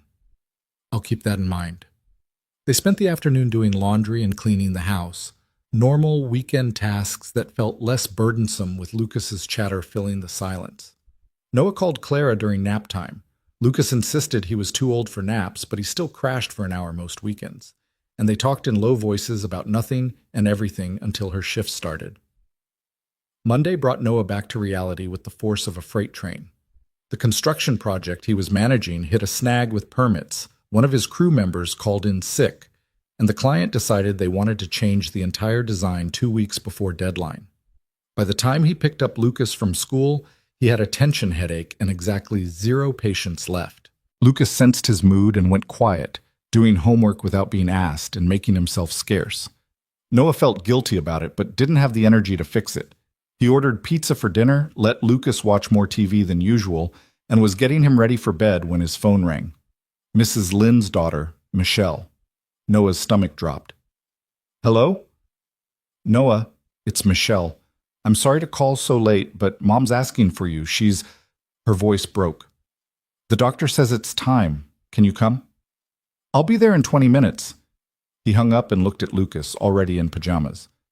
Buddy, we need to go to Mrs. Lynn's. She's very sick and she wants to see us. Lucas's eyes went wide. Is she dying? Like, right now? Maybe soon. I don't know. But we need to say goodbye, okay? Lucas nodded, solemn in the way children got when they understood something was serious, even if they didn't fully comprehend it. Noah called Tyler's mother, explained the situation, and dropped Lucas there with promises to pick him up as soon as he could. Mrs. Lynn's house was full of people when he arrived, Michelle and her husband, Clara, a hospice nurse he didn't recognize, and Mrs. Lynn herself, tiny and pale in her bed, but still fiercely present. Her eyes found Noah the moment he walked in. There you are. I was worried you wouldn't come. Noah crossed to her bedside, taking her fragile hand. Of course I came. Where else would I be? With your son, where you should be. He's safe, and he sends his love. Mrs. Lynn smiled. That boy is special. You remember that when things get hard. He's your North Star. Clara appeared at Noah's shoulder, her professional mask in place, but her eyes red-rimmed. She touched his arm briefly, a gesture of support, then moved away to check monitors and confer with the other nurse. Michelle stepped forward, her face ravaged by tears. Mom, do you want me to call Kevin and Sarah? Her siblings, Noah remembered, scattered across the country. They'll be here tomorrow. I'll wait. Mrs. Lynn's voice was weaker than Noah had ever heard it, but certain. Noah, come closer. He leaned in, and she gripped his hand with surprising strength. You promise me something. You take care of that girl, Clara. She's going to need you when I'm gone, and you need her whether you want to admit it or not. I promise. And you let yourself be happy. You hear me? Sarah is gone. You're not betraying her by living. You're honoring her by showing Lucas what love looks like. Noah's throat was too tight for words. He just nodded. Good. Now go. I'm tired, and you're hovering. But she was smiling, and when he kissed her forehead, she patted his cheek with the tenderness she'd shown him since the day they met. Clara walked him out. On the porch, away from the others, she collapsed against him and finally let herself cry. Noah held her, his own tears coming now, both of them grieving the loss of the woman who'd brought them together. I hate this, Clara said against his shoulder. I hate that she's dying and there's nothing I can do. I hate that I'm supposed to be professional when all I want to do is scream. Then scream. No one's here but me. But she didn't scream. She just clung to him and cried, and Noah held her and let his own tears fall, and they stood like that until the cold drove them back inside. Mrs. Lynn held on for 3 more days. Her children arrived, the house filled with family and memories, and the kind of vigil that happens when everyone knows the end is near. Noah visited every evening after putting Lucas to bed, sitting with Clara in the kitchen while Mrs. Lynn slept, or speaking quietly with Michelle about funeral arrangements and estate details he had no business being involved in, but helped with anyway because that's what you did for family. Clara barely left. She'd taken time off from her other clients, determined to be there for every moment. Noah watched her move between professional caregiver and grieving friend with a grace he found astounding, and loved her a little more each day for it. On the 3rd night at 2 a.m, Clara called him. She's going. Can you come? Noah was there in 15 minutes, having called his neighbor to stay with Lucas. The house was quiet, just Michelle and her husband, Clara, and the hospice nurse. Mrs. Lynn's breathing had changed, become labored and irregular, the sound everyone in the room recognized. Noah sat beside Clara, taking her hand. They didn't speak. Words felt wrong in the face of this, the simple, profound reality of a life ending. Mrs. Lynn's eyes were closed, her face peaceful, and Noah wondered if she was dreaming, if some part of her was already walking toward whatever came next. Michelle was crying quietly, her husband's arm around her shoulders. Clara sat rigid, her hand crushing Noah's, her professional training warring with personal grief. At 3:47 a.m, Mrs. Lynn took her last breath. The room went silent except for Michelle's soft sob. The nurse checked for a pulse, noted the time, and stepped back with the practiced compassion of someone who'd done this hundreds of times. Clara stood abruptly and walked out. Noah found her on the porch, arms wrapped around herself, staring at nothing. She's gone, Clara said flatly. I knew it was coming. I've watched dozens of people die. But it doesn't make it easier. No, it doesn't. She was interfering and stubborn and absolutely convinced she knew what was best for everyone. And she was right. She was right about us, Noah, about what we needed. And now she's gone, and I'm so angry and sad and grateful all at once, and I don't know what to do with any of it. Noah pulled her close. We do what she asked. We take care of each other. We let ourselves be happy. We honor her by not wasting the gift she gave us. Clara pulled back to look at him, her face wet with tears. What gift? Each other. She saw 2 people drowning in loneliness and threw us a lifeline. The least we can do is grab hold. They stood together in the pre-dawn darkness, holding each other against grief and uncertainty and the terrifying possibility of hope. Inside, Michelle was making phone calls. The nurse was completing paperwork. The machinery of death was processing another loss. But out here, Noah and Clara had each other. And in that moment, it was enough. The funeral was scheduled for the following week. Noah helped with arrangements while Clara handled the medical details and estate paperwork Mrs. Lynn had left in her care. They moved through those days in a fog, supporting each other when the grief became overwhelming, taking turns being strong when the other needed to fall apart. Lucas asked careful questions about death and heaven and whether Mrs. Lynn was happy now. Noah answered as honestly as he could, grateful for Clara's help explaining the unexplainable. She was patient with Lucas in ways that made Noah's heart ache, answering his questions without condescension, letting him feel his sadness without rushing him through it. The night before the funeral, Lucas couldn't sleep. Noah found him at midnight, sitting at the kitchen table with the drawing he'd made for Clara weeks ago. "Hey, buddy, what's going on?" "I want to make something for Mrs. Lynn, but she's not here to give it to." Noah sat beside him. "What did you want to make?" "A picture of her garden. She showed me all the flowers and told me their names, and I want her to have that to remember." "I think that's a beautiful idea. We can put it with the other things people are bringing to the funeral." Lucas nodded, then looked at his father with eyes too old for his age. "Dad, are you and Clara going to be okay? Without Mrs. Lynn, I mean." "I think so. We have each other now." "Good. Because I like her, and I don't want her to leave too." "She's not going anywhere, buddy. I promise." It was a promise Noah prayed he could keep, because losing Mrs. Lynn hurt, but the thought of losing Clara too felt impossible to bear. They'd been thrown together by circumstance and a dying woman's machinations, but somewhere along the way it had become real. She'd become essential, and that terrified him almost as much as it gave him hope. The funeral took place on a gray Thursday morning, the kind of weather that felt appropriate for goodbyes.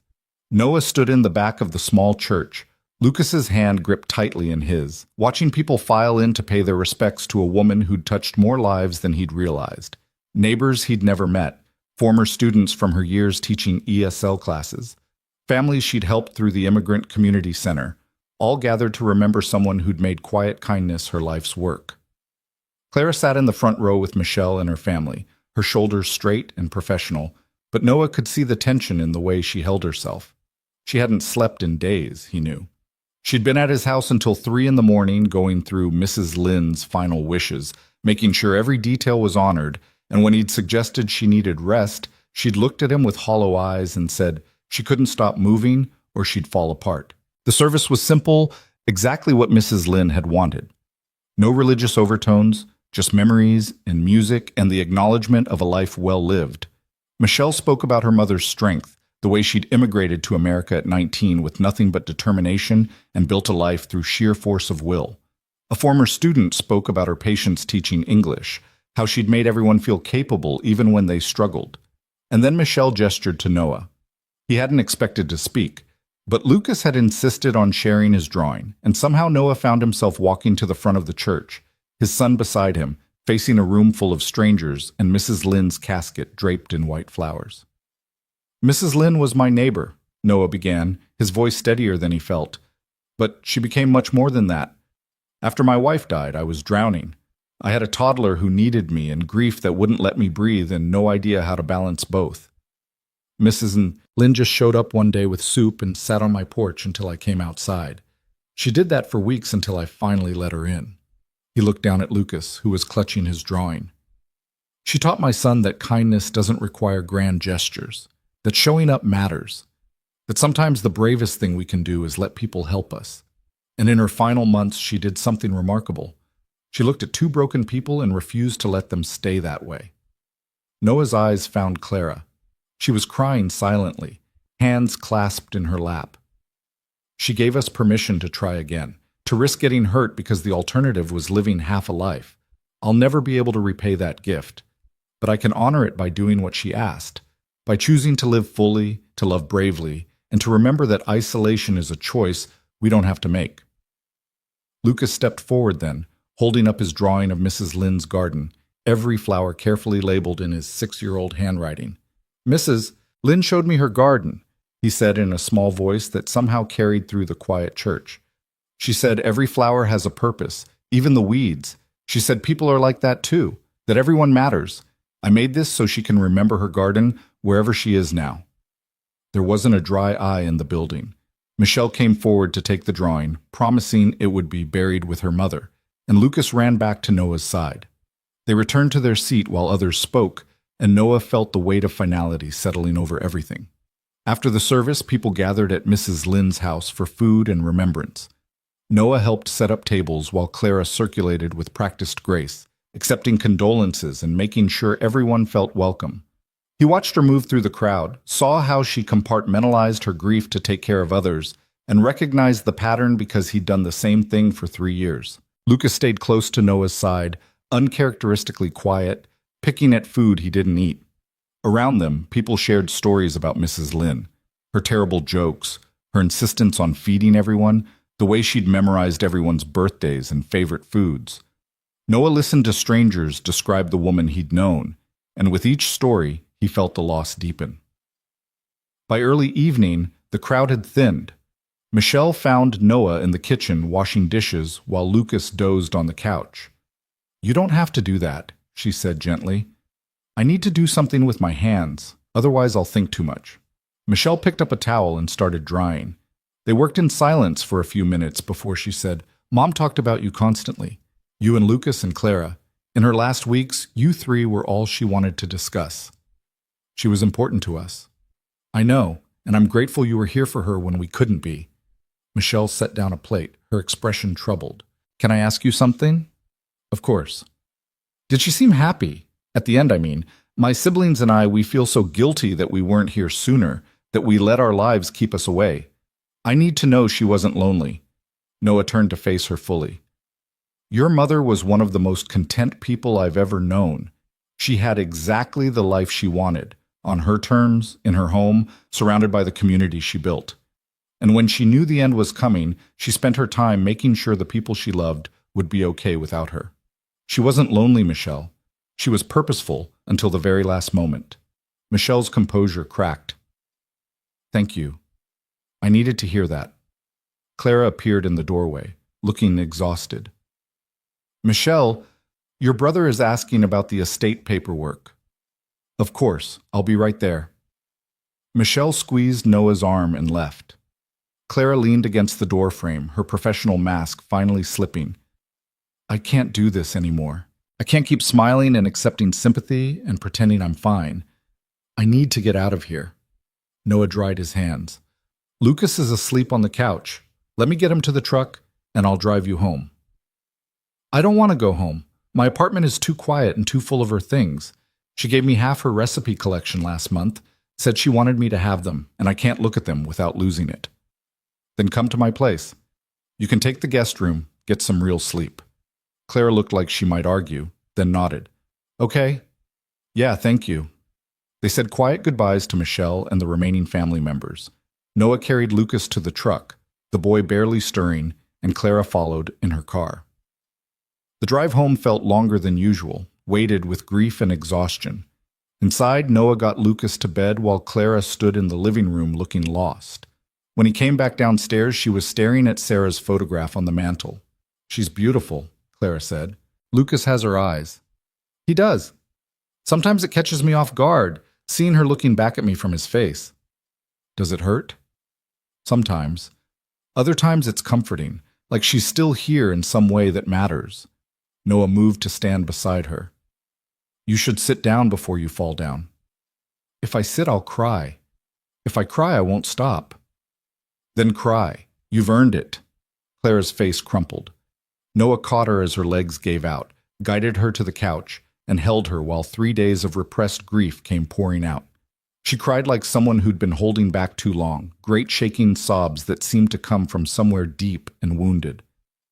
Noah just held her, stroking her hair, murmuring meaningless comfort, and let her break because she'd been strong for everyone else and she needed this. Eventually, the tears slowed. Clara pulled back, her face blotchy and swollen. "I'm sorry, that was necessary. Don't apologize for being human. I'm supposed to be better at this. I do this for a living, helping people through death and grief. I should be handling this better." "You loved her. That's different than professional duty. It's supposed to hurt more." Clara nodded, wiping her face with shaking hands. "I keep thinking about what she said at the end, about taking care of each other. And I'm terrified, Noah. What if we only work because she was there pushing us together? What if without her, we fall apart?" Noah took her hands, making her look at him. "We won't.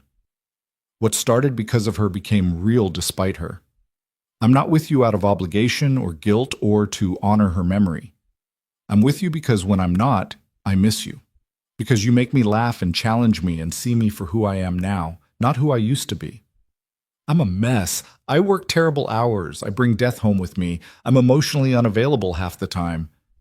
And I'm a single father with a 6-year-old and enough baggage to fill a cargo plane. We're both disasters, Clara.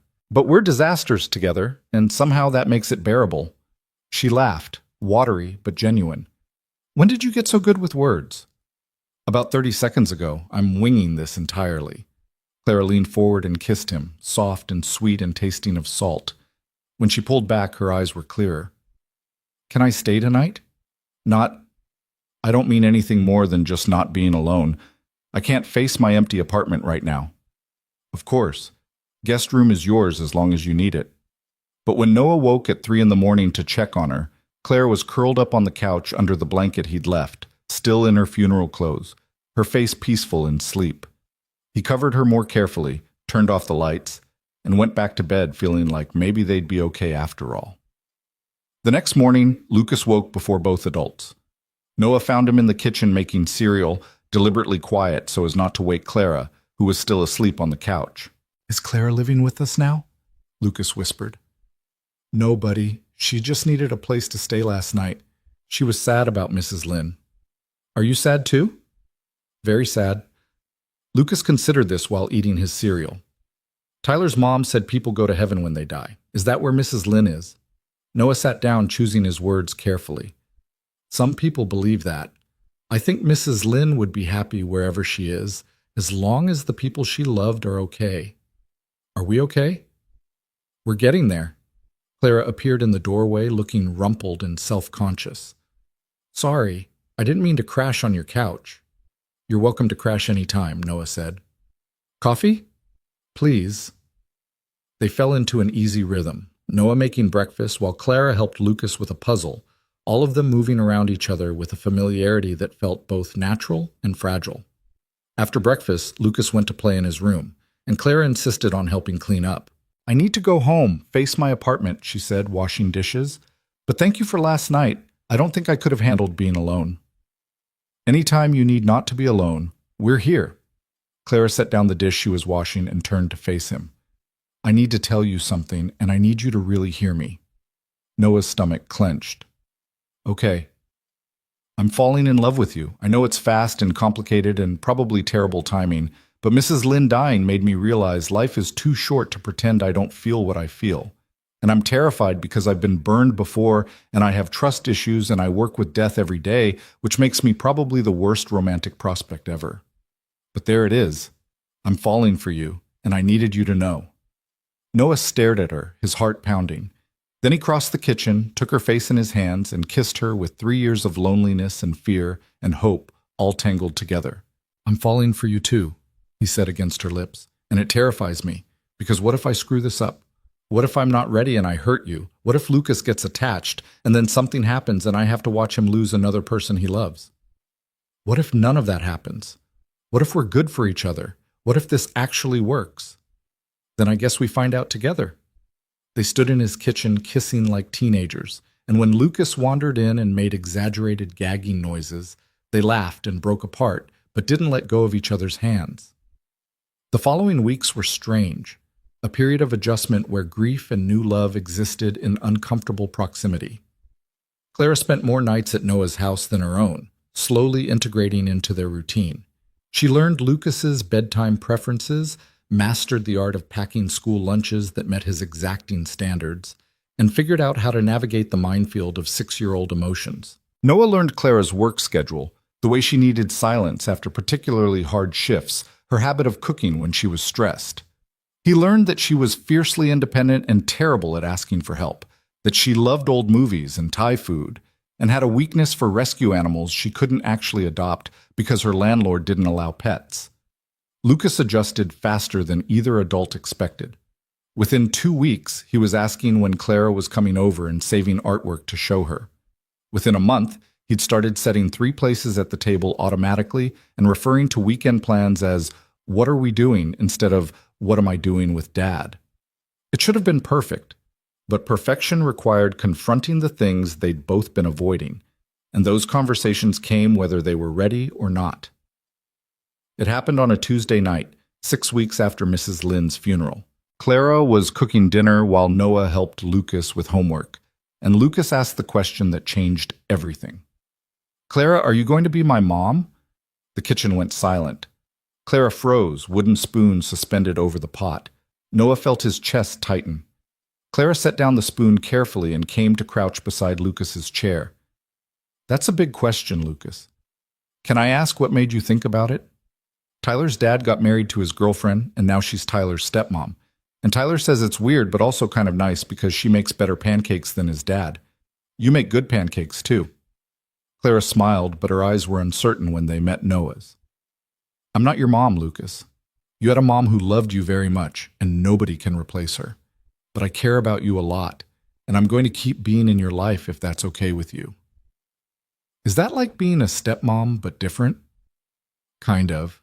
It's like being someone who loves you and wants good things for you, but understands that you already have a mom, even though she's not here anymore. Lucas thought about this seriously. Okay, that makes sense. Can we still have pancakes on Saturdays? Absolutely. Crisis apparently averted, Lucas went back to his homework. But after he was in bed, Clara and Noah sat on the porch, both of them carefully not looking at each other. I'm sorry, Clara said finally. I should have anticipated that question, had a better answer ready. You handled it perfectly, better than I could have. Did I, though? Because I saw your face, Noah. You looked terrified. Noah rubbed his hands over his face. I am. Not because you said anything wrong, but because Lucas asking that question means this is real. We're building something that matters to him, not just us. And if we screw this up, we hurt him. I know. I think about that constantly. Clara pulled her knees up, wrapping her arms around them. Maybe we're moving too fast. Maybe I should spend less time here, give everyone space to figure out what this is before we commit to more. Is that what you want? No. But what I want and what's best for Lucas might be different things. You're what's best for him, and for me. I know that's terrifying to hear, that it puts pressure on this, but it's true. You've made our lives better in every way that matters. Clara turned to look at him, her expression vulnerable. What if I can't be what you both need? What if I'm too damaged from my divorce, too closed off emotionally? What if I wake up one day and realize I can't do this, the parenting, the domesticity, all of it? Then we'll deal with it. Together. But you don't get to sabotage this because you're scared. We're both scared, Clara.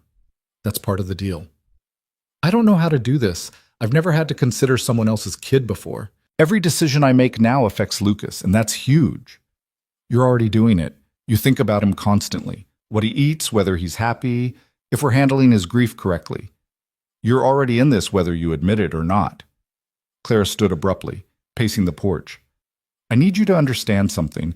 My marriage failed because I was invisible, because I gave everything and got nothing back. I can't do that again, Noah. I need to know that this is partnership, not me just slotting into the life you already built. Is that what this feels like to you? Because that's not what I want. I want you to be part of building something new with us, not just fitting into what already exists. Then we need to talk about the big stuff. Really talk, not just dance around it. Clara stopped pacing, facing him directly. Where do you see this going? Because I need to know if I'm investing in something with a future or just prolonging the inevitable. Noah stood, closing the distance between them. I see you moving in properly, not just keeping clothes in my guest room. I see us merging our lives instead of maintaining separate existences. I see Lucas calling you by your name but knowing your family. I see marriage eventually, if we get there, but only when we're both sure. That's terrifying. I know, but it's also honest. I'm not playing house with you, Clara. I'm trying to build an actual life. And if that's too much too soon, I need to know now. Clara stared at him for a long moment, and Noah braced himself for rejection. Instead, she stepped forward and kissed him hard. It's not too much, she said when they broke apart. It's scary and complicated and probably going to be messy as hell, but it's not too much. I'm in, Noah. Completely in. Just promise me we'll keep talking like this, even when it's uncomfortable. I promise. They went inside and made love for the first time since Mrs. Lynn's death, slow and tender, and waited with the knowledge that they were committing to something bigger than either of them. Afterward, Clara fell asleep in his bed instead of the guest room, and Noah lay awake watching her breathe, terrified and grateful in equal measure. The next morning, Lucas came into the bedroom without knocking and climbed onto the bed between them. If he was surprised to find Clara there, he didn't show it. "Can we have pancakes now?" Clara laughed, still half asleep. "You're relentless about those pancakes." "They're really good. Dad makes boring pancakes." "Hey," Noah protested, "my pancakes are perfectly adequate." "Adequate means boring," Lucas informed him. "Clara's have chocolate chips." "Then I guess Clara's making breakfast." Noah kissed the top of his son's head, then met Clara's eyes over Lucas's blonde hair. She smiled, soft and sure, and Noah felt something settle in his chest. Not quite peace, but the beginning of it. They spent the morning together, the three of them moving through breakfast and lazy conversation, and it felt like a glimpse of what their future could be. Not perfect, not without complications, but real and warm and worth fighting for. Later, after Clara left to handle errands and Lucas was occupied with building blocks, Noah found himself standing in front of Sarah's photograph again. He picked it up, studying her face, and for the first time in 3 years, he felt ready to say something he'd been avoiding. "I'm letting you go," he whispered. "Not forgetting you, never that. But letting go of the guilt that says moving forward means betraying you. I think you'd like Clara. I think you'd be glad Lucas has her, and I think you'd tell me to stop overthinking and just be happy." He set the photograph down, not in the center of the mantel where it had been for 3 years, but slightly to the side, making room, moving forward, choosing life over grief. His phone buzzed. "Clara, I forgot to tell you this morning, but I love you. Seemed important to mention." Noah smiled, his chest warming. He typed back, "I love you too. Come back soon. Lucas is already asking about dinner. Tell him I'm thinking pasta. And Noah, thank you for taking a chance on me. Thank you for being worth the risk." Noah looked around his house, at Lucas's toys scattered across the floor, at the coffee cup Clara had left on the counter, at the small signs that their separate lives were becoming one shared existence, and felt something he hadn't allowed himself in 3 years. Hope. Real, terrifying, beautiful hope. 3 months after Mrs. Lynn's funeral, Noah woke to sunlight streaming through the bedroom window and Clara's arm draped across his chest. The guest room had been officially converted into an office 2 weeks ago when Clara moved in properly, her belongings slowly infiltrating every corner of the house until it stopped being his space and became theirs. The transition had been easier than either expected, though not without its challenges. Clara stirred beside him, blinking awake. "What time is it?" "Almost 7. Lucas will be up any minute demanding breakfast. Saturday pancakes, I remember." She stretched, then settled back against him. "I had the strangest dream. Mrs. Lynn was in my apartment, rearranging my furniture and telling me I was doing everything wrong." Noah smiled. "That sounds exactly like her. The weird part is, in the dream I wasn't annoyed. I was grateful, like she was still looking out for us." Clara's voice caught slightly. "I miss her." "Me too. Me." They lay in comfortable silence until footsteps thundered down the hallway, and Lucas burst through the door without knocking, a habit they'd failed to break despite numerous attempts. "It's Saturday! Pancakes! And Dad, Tyler's mom called your phone and said, can I go to their house later to play? And also, Clara, I finished the book you gave me, and it was really good. And can we go to the library to get the next one?" Clara laughed, sitting up. "Good morning to you too, Lucas. How about we handle one thing at a time, starting with you giving us 5 minutes to wake up before the interrogation." "5 minutes is boring. Can I start mixing the pancake stuff?" "No," Noah and Clara said simultaneously. Lucas sighed dramatically. "Fine, but I'm timing you." He marched out, and they heard him counting loudly in the hallway. "Our child is a tyrant," Clara said, then froze.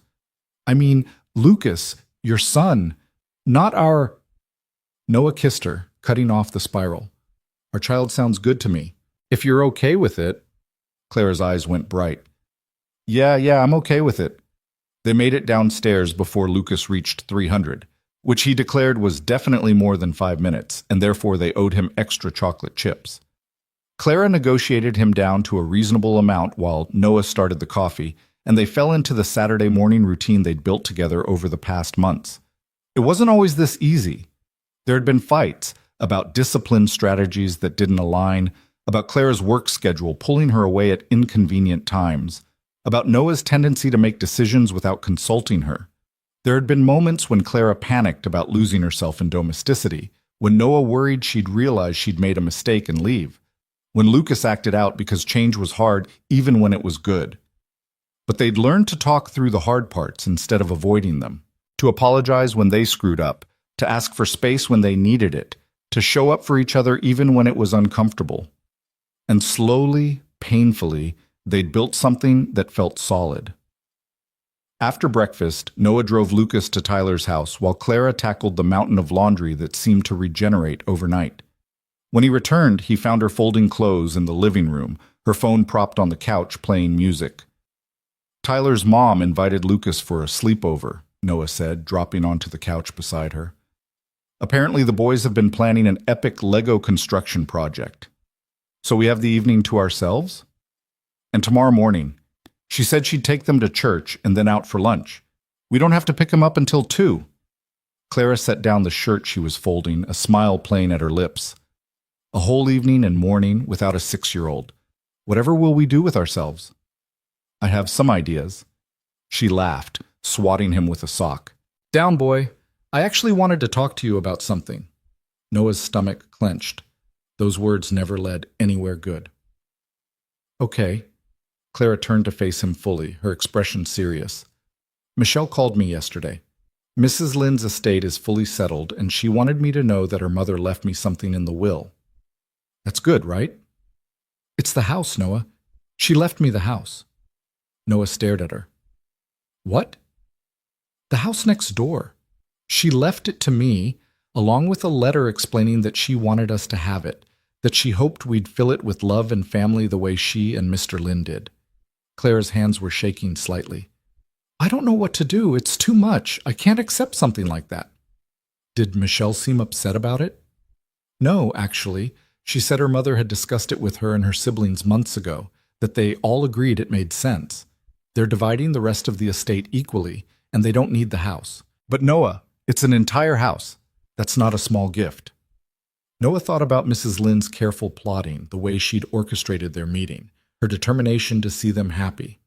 This was exactly the kind of thing she'd do, one last grand gesture to ensure they had everything they needed. What do you want to do?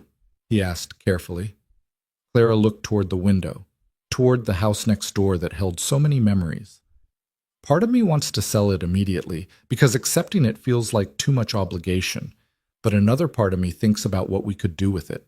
We could rent it out, use the income for Lucas's college fund, or we could... She stopped, her cheeks coloring. Could what? We could live there. Move into a bigger space, let Lucas have his own room that isn't right next to ours, have space for a home office for both of us, maybe a guest room for when your parents visit.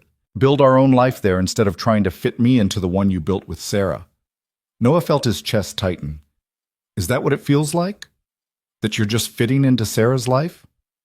Sometimes, not all the time, and not in bad ways necessarily.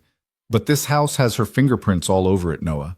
The paint colors she chose, the garden she planted, the memories you built together. And I respect that. I do. But sometimes I wonder if we need a fresh start. Somewhere that's ours from the beginning. Noah hadn't thought about it that way, but she was right. He'd brought Clara into the life he'd shared with Sarah, expecting her to slot in seamlessly, never considering that she might need to build something new rather than inherit something old. You're right, he said quietly. I've been asking you to live in a museum without realizing it. I'm not asking you to erase Sarah. Lucas should grow up with her memory all around him. I just think maybe we could create new memories somewhere else, and this house could stay his connection to his mother without being our whole life. So we move next door, keep this house for Lucas, fill it with Sarah's things, let him have that space when he needs it, and we build our life in Mrs. Lynn's house. Clara nodded. What do you think? Noah stood and walked to the window, looking at the house that had been his sanctuary for 3 years. Mrs. Lynn on her porch, watching over them. The garden where Lucas played while she told stories about growing up in Shanghai. The kitchen where she'd fed them countless meals and engineered their relationship with the subtlety of a freight train. I think she knew exactly what she was doing, he said finally. I think she understood better than we did what we'd need, and I think we should accept it, move forward, start fresh while honoring what came before. Clara came to stand beside him, taking his hand. Are you sure? This is a big decision. I'm sure. Besides, Lucas will love having two houses. He can run between them like he owns the whole block. She laughed, leaning against him. When do we tell him? Tonight, when we pick him up tomorrow, after we've had our kid-free evening to celebrate properly. Celebrate what exactly? Noah turned to face her, his heart pounding. He'd been carrying the ring in his pocket for 2 weeks, waiting for the right moment. Maybe there was no such thing as a perfect moment. Maybe you just had to create one. Celebrate the fact that I love you, that you've changed my life in ways I didn't think were possible, that you walked into our chaos and made it better instead of running away. He pulled the small box from his pocket, watching Clara's eyes go wide. That I want to spend the rest of my life building something beautiful with you. Noah, I know we've only been together a few months. I know it's fast, but I also know that life is short and uncertain. And when you find someone who makes you want to be brave, you don't let them go. So Clara Evans, will you marry me? Clara's hands flew to her mouth, tears spilling over. Are you insane? We've been living together for less than 3 months. We're still figuring out how to merge our lives. I still sometimes sleep in what used to be the guest room when I'm having a bad day. Is that a no? That's a yes, you impossible man. Yes, I'll marry you, even though you're rushing this and we should probably wait and be sensible and... Noah kissed her, cutting off the spiral of anxiety, and felt her melt against him. When they broke apart, he slipped the ring onto her finger, a simple band with 3 small stones that had belonged to his grandmother. It's perfect, Clara whispered, staring at it. But Lucas, we need to talk to Lucas before we make this official. He gets a say in this. Agreed. Tomorrow, we tell him together. About the house, about the engagement, all of it. They spent the evening in a bubble of happiness, cooking dinner together and slow dancing in the kitchen to music from Clara's phone. They made love with the urgency of people who'd almost missed their chance and fell asleep tangled together, the ring catching the moonlight on Clara's finger. The next afternoon, they picked up Lucas from Tyler's house and drove him to the park instead of going straight home. He chattered about his sleepover, the Lego creation that was apparently going to be a spaceship, and how Tyler's dad made terrible pancakes that weren't nearly as good as Clara's. At the park, they found a quiet bench while Lucas played on the swings. Noah and Clara sat on either side of where Lucas would sit when they called him over, both nervous. You ready for this? Clara asked. No, but let's do it anyway. They called Lucas over, and he ran up looking concerned. Am I in trouble? Because if this is about the syrup I spilled on Tyler's carpet, his mom said it was fine. You're not in trouble, buddy, Noah said, making room for Lucas between them. We need to talk to you about some big changes. Lucas's eyes went wide. Are you and Clara breaking up? Because Tyler's parents are divorced and he says it's not that bad, but he seems really sad sometimes. No, Clara said quickly, taking his hand. The opposite, actually. We're getting married. Lucas blinked, processed, then launched himself at Clara with enough force to nearly knock her off the bench. Really? You're going to be my family for real? Clara hugged him back, her voice thick. I'm already your family, Lucas. This just makes it official. Can I call you Mom? Clara pulled back to look at him, tears streaming down her face. You have a mom. She loved you very much, and you should always remember her. But if you want, you could call me something else. Whatever feels right to you. Lucas thought about this seriously. What about Clara Mom? Like how Tyler has a mom and a stepmom, but they're both important? That works for me, if it works for your dad. Noah nodded, unable to speak past the lump in his throat. Cool. Lucas seemed to consider this settled. Can we get a dog now? Because if we're a real family, we should have a family dog. Noah and Clara exchanged glances. We'll discuss it, Noah managed. That means maybe yes, Lucas crowed. This is the best day ever. There's more, Clara said. You know Mrs. Lynn's house next door? Yeah, it's been empty since she died. It's kind of sad. Well, she left it to me in her will, and your dad and I were thinking we could move there. Start fresh in a new house, but stay in the same neighborhood. What do you think? Lucas's face scrunched in thought. But what about our house? I don't want to leave it. We're not selling it, Noah explained. We'd keep it. It would still be yours. All your mom's things would stay there, and you could visit whenever you wanted, but we'd live next door in a bigger house with more space. So I'd have two houses. Exactly. That's so cool. Tyler only has one house, and he has to share a room with his brother. I'd have like 3 rooms probably. That's not how it works, Noah said, but he was smiling. But yes, you'd have your own room in the new house, and you could decorate it however you want. Lucas was vibrating with excitement. Can I have space stuff? And can we paint it dark blue like the night sky? And can we get those glow-in-the-dark stars? We can do all of that, Clara promised. But it'll take time. We have to fix up Mrs. Lynn's house first, make it ours. It's a big project. I can help. I'm really good at helping. They spent the next hour at the park, while Lucas pelted them with questions about the wedding, the house, the potential dog that Noah was already resigned to getting. His enthusiasm was infectious, and by the time they headed home, Noah felt lighter than he had in years. That evening, after Lucas was in bed, Noah and Clara sat on the porch of Mrs. Lynn's house with the keys Michelle had dropped off earlier. The place looked lonely in the twilight, but Noah could see the potential: fresh paint, new furniture, their lives taking shape within these walls. We're really doing this, Clara said, leaning against him. Getting married, moving houses, becoming a family. Having second thoughts? Terrified thoughts, but not second thoughts. She turned to look at him. I never thought I'd get this. A partner who sees me, a child who accepts me, a home that feels right. It's more than I knew how to ask for. Same. For 3 years, I thought my life was over in any way that mattered, that I'd just be going through motions until Lucas grew up and left. Then a nosy neighbor decided to meddle, and everything changed. I wish she could see this, see us making it work. I think she knew we would. That's why she did it. Noah pulled Clara closer. She gave us permission to try. The least we can do is make it count. They sat in comfortable silence, watching the stars come out over Seattle. Somewhere in the distance, a dog barked. Lucas's bedroom light was still on, probably reading past his bedtime. The world kept spinning, indifferent to their small happiness, but that made it more precious somehow.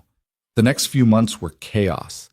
They planned a small wedding for late summer, just family and close friends in Mrs. Lynn's garden. Clara insisted on inviting Michelle and her siblings, wanting to honor the woman who'd brought them together. Lucas appointed himself unofficial wedding planner, offering opinions on everything from flowers to music to whether they should have a chocolate fountain. Simultaneously, they renovated Mrs. Lynn's house. Noah handled most of the construction work himself, with help from his crew on weekends. Clara managed the design decisions, thoughtfully incorporating elements that honored Mrs. Lynn's memory while making the space their own. They painted Lucas's room dark blue and filled it with glow-in-the-dark stars.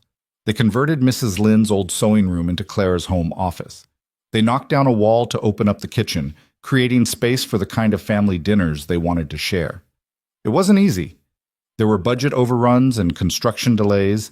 There were moments when Clara broke down crying because choosing paint colors felt like erasing Mrs. Lynn's presence.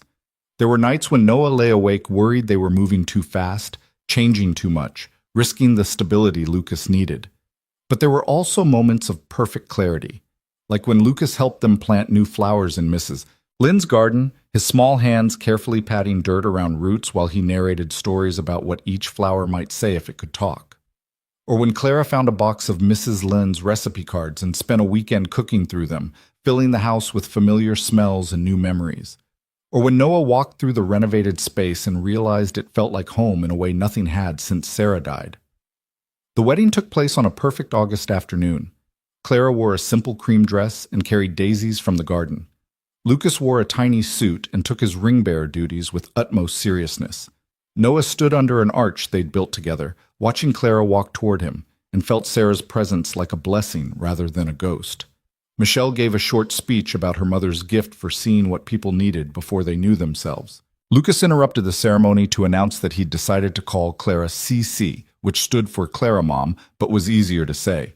The officiant had to pause for laughter. When Noah kissed his bride, Lucas cheered louder than anyone. They danced in the garden as the sun set, ate cake that Lucas had helped decorate, and celebrated surrounded by people who loved them. It was small and imperfect, and exactly right. That night, After the guests left and Lucas finally crashed in his new bedroom, Noah and Clara stood in the doorway of their house, truly their house now, and surveyed the beautiful mess they'd created. "We did it," Clara said softly. "We actually built something real." With a lot of help from a stubborn neighbor who refused to mind her own business. Clara laughed. "I hope wherever she is, she's satisfied with her handiwork. I think she's probably planning our next 30 years knowing her." They moved through the house, turning off lights, checking that Lucas was really asleep. In their bedroom, the room that had been Mrs. Lynn's but was now theirs, they got ready for bed with the comfortable intimacy of people who'd learned each other's rhythms. As Noah drifted toward sleep, Clara's voice pulled him back. "Noah? Thank you. For being brave enough to try. For letting me in even when it was scary. For giving me a family when I'd given up on having one." Noah pulled her closer. "Thank you for showing up. For staying when it got hard. For loving us, both of us. Even when we made it difficult." "We're going to screw this up sometimes," Clara murmured against his shoulder. "We're going to fight and make mistakes and have days where we wonder what we were thinking." "Probably. But we'll figure it out together. That's what families do." Clara fell asleep first, her breathing evening out into the gentle rhythm Noah had learned to find comforting. He lay awake a while longer, thinking about the strange path that had led them here. A car accident that stole his wife. A divorce that left Clara certain she was better off alone.